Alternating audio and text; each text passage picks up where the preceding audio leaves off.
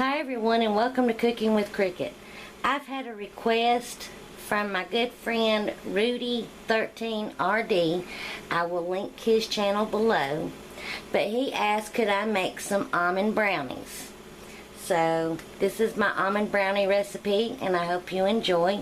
And y'all please go check out his channel. We've been subbed to each other for a long time, and he does fireworks and shows fireworks and all, and I love watching them. We're going to make a double boiler. I've got a small pan with about an inch of water in it simmering. I'm going to place a glass bowl on top of it. You don't want the water touching the bottom of your bowl, but just let it boil, simmer like on a medium heat.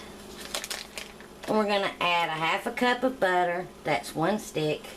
And to that we're going to add 1 cup of semi-sweet chocolate chips. And now we're going to let this melt. Just can stir it up, let it get good and melty, and I'll bring you back when it's melted. Okay, it didn't take long at all for the butter and the chocolate to melt. So once everything is melted, remove this from the heat, because we need to let this cool down for a bit, for around 5-10 minutes.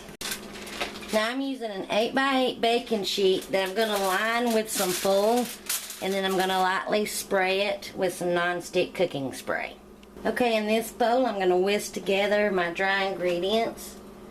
I'm using 3/4 of a cup of almond meal or flour. It's pretty much the same thing. And I'm going to add 1/4 cup of flax meal, flaxseed meal.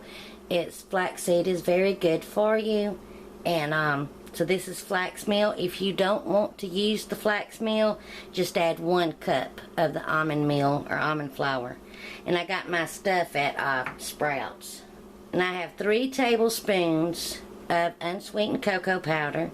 I have 1 teaspoon of salt, and I use kosher salt, and a 1/2 teaspoon of baking powder. Not baking soda, but baking powder.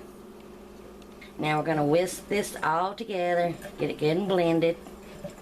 And I'm really still learning about gluten-free cooking, but since we're not using regular flour and all, and I know almond flour don't have gluten and the flax don't, so you can pretty much call these gluten-free brownies. But don't hold me to that, because I'm still learning a lot about it. Now in this bowl I have 1 cup of sugar, and I'm going to add 3 eggs. 1, 3. We're going to whisk the sugar and the eggs real good. I'm going to add 2 teaspoons of vanilla extract. 2. And continue to whisk that. Alright, I whisked this for about a minute, just to make sure everything's well incorporated. And now I'm going to whisk in my cooled chocolate and butter. Remove quickly. I got a kitty cat nibbling at my legs. And now we're going to stir in our dry ingredients.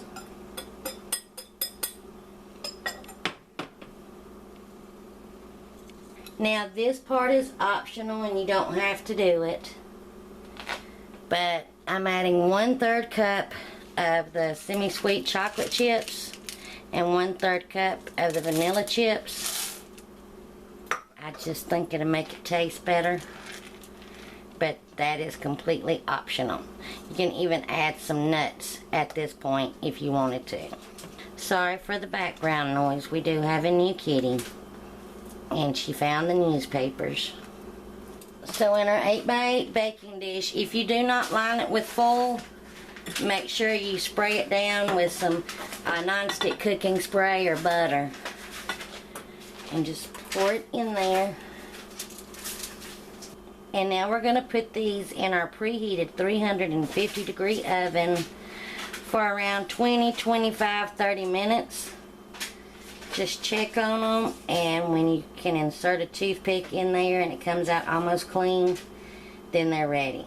And I will time these and let you know how long mine took.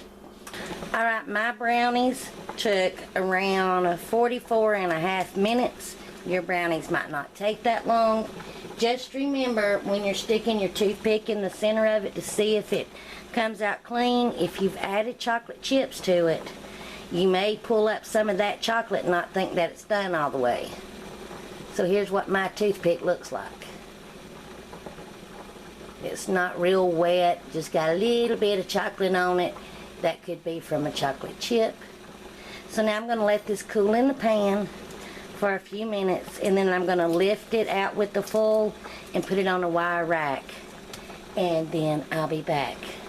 Now I'm going to make some frosting to go on top of our brownies, and you do not have to do this, but in my bowl I have 1 cup of powdered sugar with 3 tablespoons of cocoa powder that I've mixed, and now I'm going to add 3 tablespoons of very softened butter. Mine's almost melted, but that's alright. I'm going to splash in a teaspoon of vanilla extract, and I'm adding 1 tablespoon of honey. If you don't have honey, just use some light corn syrup. And in my bowl that I measured my powdered sugar in, I have a little bit of milk because we may need to add some for the consistency that we want.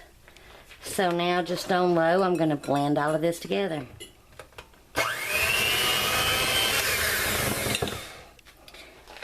Now, we really don't need no milk, but I'm going to add just about a teaspoon just to thin it down just a little bit.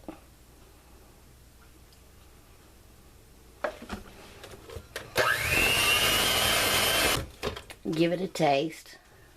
Very good. So now let's get ready to pour it over our brownies.